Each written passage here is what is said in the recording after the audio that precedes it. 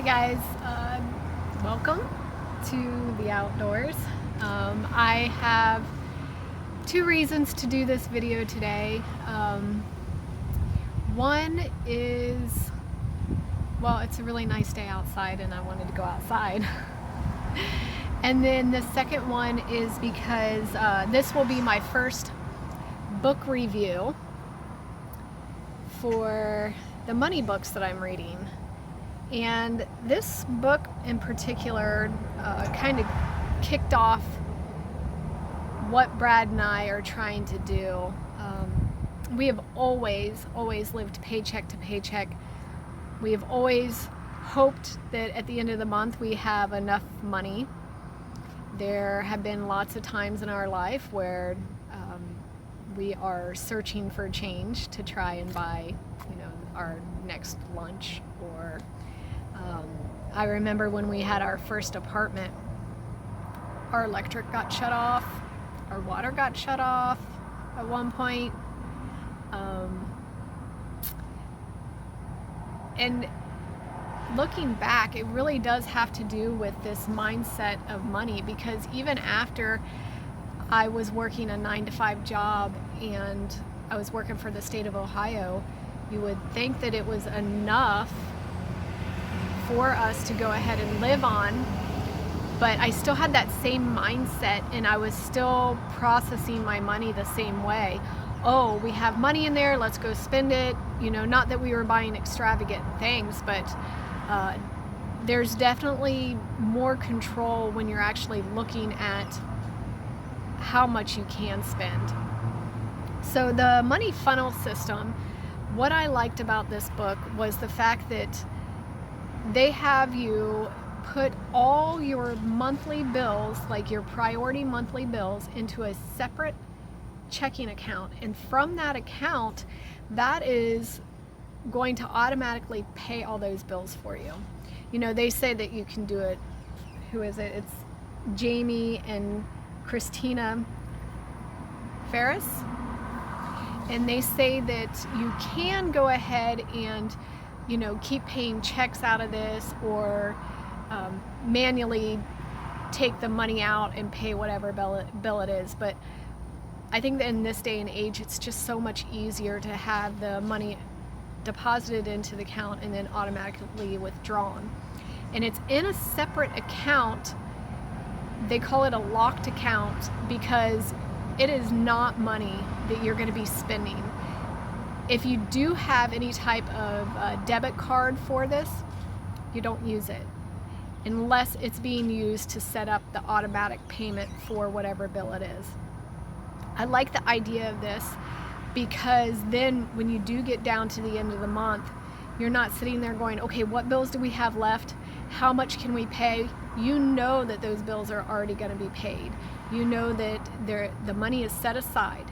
Now the thing about doing that, the funnel system and creating this locked payments account, is that you do have to have 1 month bill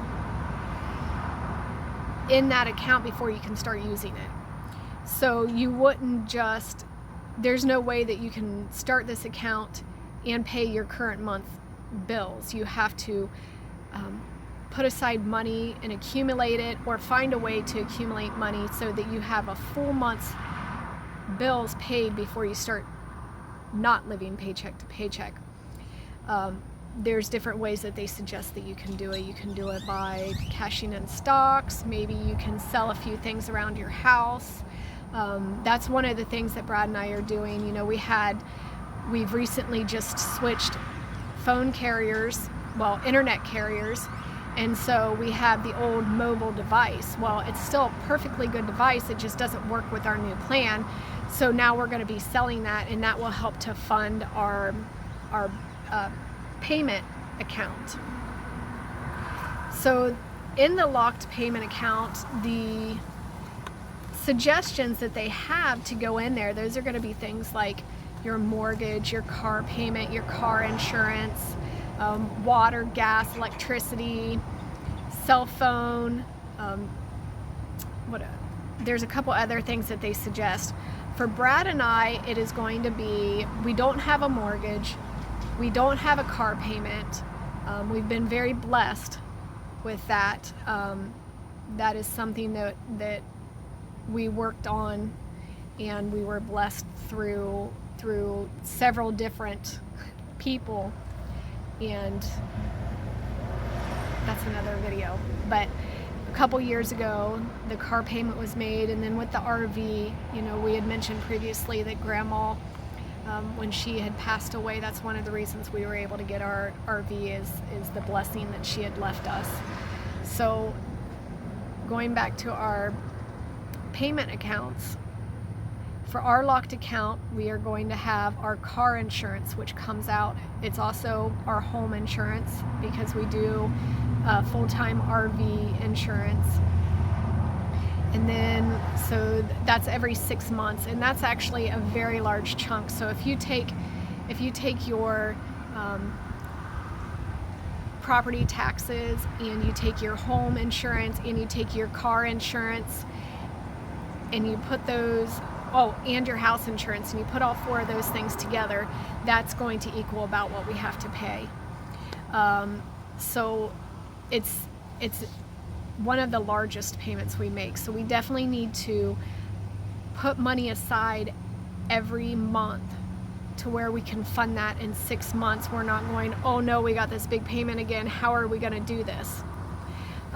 The other thing that we have in our account is going to be both of our cell phones. We have 2 different carriers, and the reason why we have 2 different carriers is because since we travel, and it allows us to have cell phone coverage almost everywhere we go.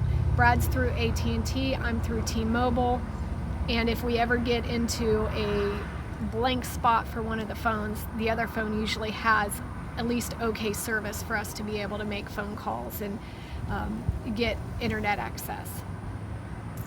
The other thing that we're having in there will be our streaming networks. Now,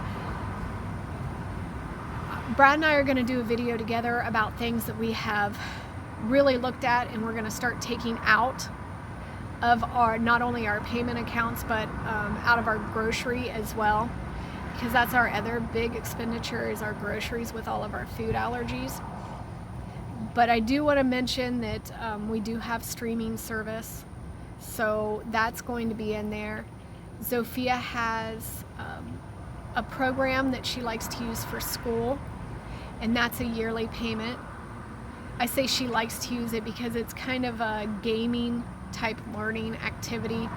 So it's not her main schooling. It is, we do workbooks for her main schooling, so this is more of just a alternative learning game. Other items in there, I should have had the list with me, but I didn't.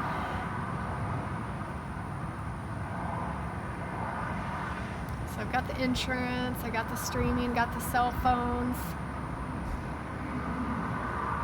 I think that's about it. Oh, student loans. We also are going to be putting money aside each month for the student loans. That way, both of us are in school right now, but I do want to go ahead and start paying, at least on my student loans, a minimum payment. So that way it can start bringing it down a little bit. I know it won't make a huge difference, but at least I'm trying. Yeah, so that's everything that we're going to put into our payment account. And then I just want to go back to the book and tell a couple more things about the book. I marked a couple items in here that I think were interesting. The mindset that people have. So when your check gets deposited into the account, and I completely agree with them, this is how the way Brad and I have always thought of money. We look at it, we're like, oh, okay, there's how much we have in the account. So right here they're saying that their income is typically $5,000 a month. So they see their account balance, $5,000, yes, great, $5,000. All right, now we need to go take care of groceries, and here's the needs for this month, and let's go ahead and pay the bills that are due at the beginning of the month. So you're like, woohoo, all right, yes, we got it.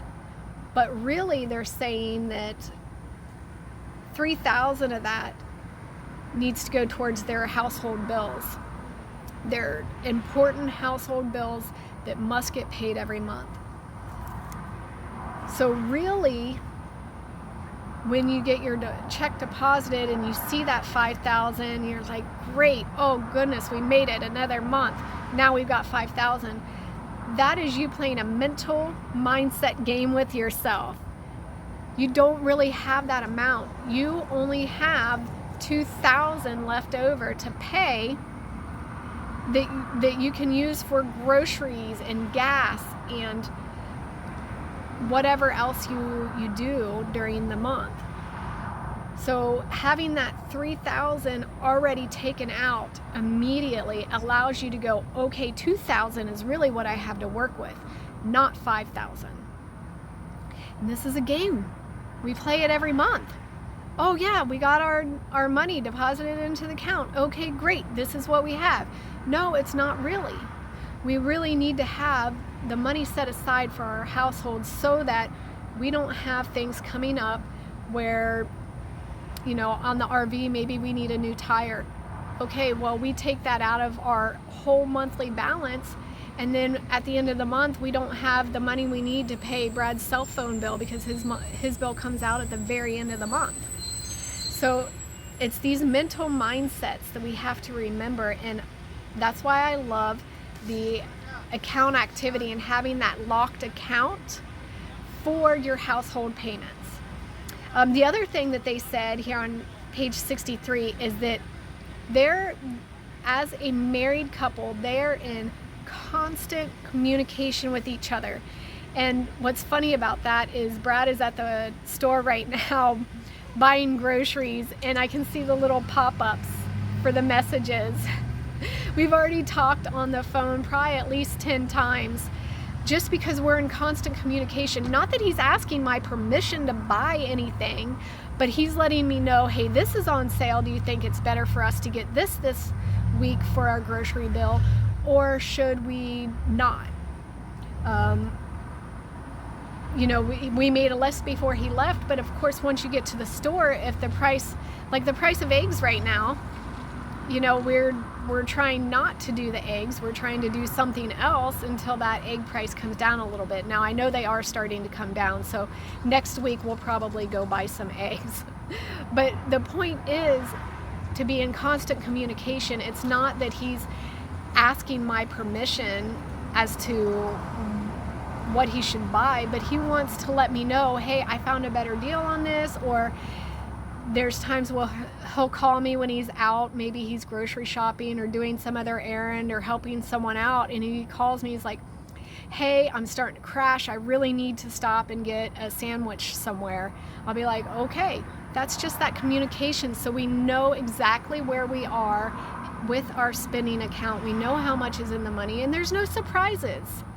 You know, it's a good marriage to be able to, oh, I'm wearing my Marriage Matters shirt from New Life. It is a good marriage to be able to talk about the little things about money. It's not that you're asking permission, it's that you're communicating. It's a partnership. If you are on your own, if you're single and you're not into a relationship where you have your finances combined, then you don't need that communication with anyone. That is your money. You're going to spend it how you see fit. But when you're in a marriage, it's something that needs to happen on a regular basis. And don't feel like it's asking permission. It's not. It's just a partnership, and it's good communication between that partnership. So I wanted to point that out. I thought that was a great thing they added in the book.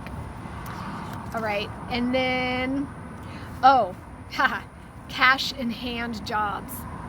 Okay, Brad worked in the restaurant industry for, I think it was like 26 years. I might be wrong. It might be 27. But anyways, the cash in hand, that's your servers, your bartenders, any of the entertainment or tipping industries. when you have that cash in hand, it is so easy to just go out and spend it. You're like, okay, well, I had a really hard day at work. It was so stressful. Now I'm gonna go to the late night pub and get a sandwich and relax a bit. It's really easy to do that. Instead of going to the ATM and depositing that money and giving yourself a balance of only $10 to spend when you go out. I know that's very, very small amount, but at the same time, if you're trying to save and you're doing a cash at hand job, most likely your budget for spending is going to be super, super small. So it takes more discipline if you have a cash in hand job. You have to stop at the ATM either on your way home from work or the very first thing in the morning, or you have some way of putting that money into a place where you will not spend it. So I thought that was important. It is very important for cash in hand that if you're going to use this money funnel system, or any way that you're going to change your mental mindset with cash in hand, you have to realize that that's not really cash. That is bill money. And until you have all that money set aside for your bills for that month, then you don't have a spending account. And then the last thing in this book that I really enjoyed, what was that about? Okay, it was an example that they had given here on page 77 about Dan, someone that they had helped, and he was constantly playing that race of, am I going to make it till the end of the month to be able to buy food and pay my bills at the end of the month. You know, it's a race. You race to the end of the month. And once he started using this money funnel system of having the payments account and then having his spending account, then he was able to really see what his monthly bills were and the reoccurring bills. If you go in and you look at your last 3 month statements on your checking account, if you're using one account and you're looking at all your reoccurring purchases, sometimes you sign up for things and you forget. Sometimes these reoccurring bills go up and they don't tell you. Netflix does that a lot. Since we started Netflix back when the very first, I think it was the first year, second year it came out, it has gone up from like $5.99 a month, and now I think the average price is $16 a month. So those increases, I think they told us about one of the increases, maybe two, but this last one they didn't even tell us about. I didn't even know. I went on there and I was like, what? When did it become $16? So sometimes those reoccurring purchases. Oh, another good example. I went on there and I realized that I had signed Zofia up for this online program where each month it takes out a certain amount of money and it allows her to go on to these live classes that they have. Really great program. But right after I had signed her up, we started having internet issues and not having as much internet data, and so she wasn't doing it. And we completely forgot about it until I got this book and started looking at our budget and looking at our, oh, by the way, I didn't buy this. I rented it from the library. It's a really good book, and if it's in your budget to buy it, I recommend it. If not, go to the library. That's where I'll be getting all my resources. So anyways, Dan reminds us that once we start looking at our payable accounts, our monthly expenses that are automatically going to be deducted, we can start to see, okay, how can I lower this? Oh, credit card bills. That's another one that a lot of people will put into their payment accounts. Like, I have to make my payment every month. I want to do a whole nother video about credit cards, so I won't go much into it, but honestly, I understand the importance of having a credit card, but if you use this money funnel system and you get through all the different steps and you have it to where you're setting aside an emergency fund as, you know, part of your money mindset, where you're automatically in a savings account, putting a certain amount away every month, and building that account up until it gets to a certain amount, which would allow for job loss or emergencies. So such as last year we had, no, was it last year? The year before last on our RV, we were driving and one of our tires had a blowout. Well, it was on our dually, so it actually blew out 2 tires. So RV tires are really expensive. So that was a huge issue. But the emergency fund will work just for that. You know, if your water heater goes out, or your AC stops cooling, whatever your emergency is, you'll have that in your fund, and then you start building it back up until you have that set money.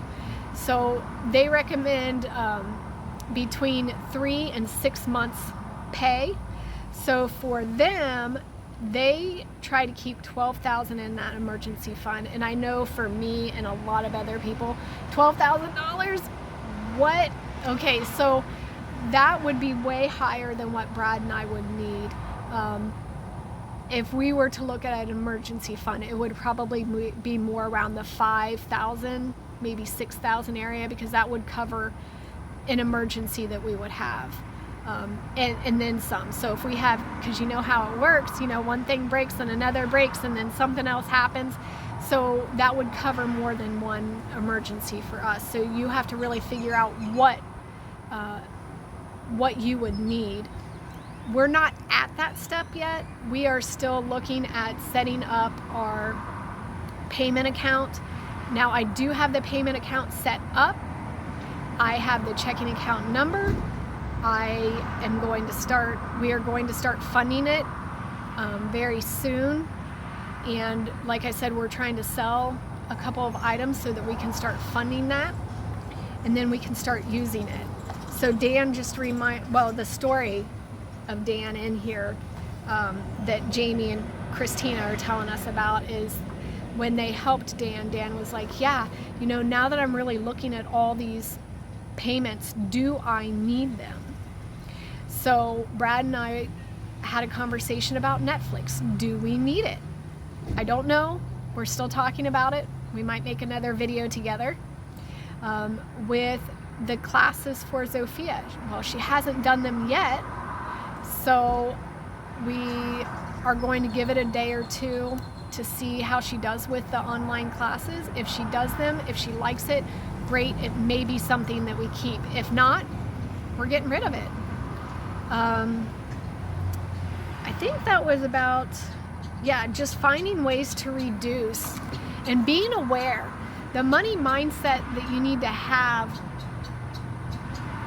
that I'm learning, I'm not saying you, but that I'm learning, is that I want my money to be a sense of peace for me. I don't want this constant in the back of my mind juggling, okay, if we go spend this and we go buy this, are we going to have enough at the end of the month to pay the bills, or halfway through the month to pay the bills that need to be paid? So we are going to do part of this money funnel system, and I'll let you guys know how it turns out. And Brad and I will be doing a video very soon about things that we've decided to kind of cut out, and really go into more about the food allergies and how that expense and the grocery expense, because that's one of our biggest items right now. All right, well, I love you guys, and we'll talk soon. Bye.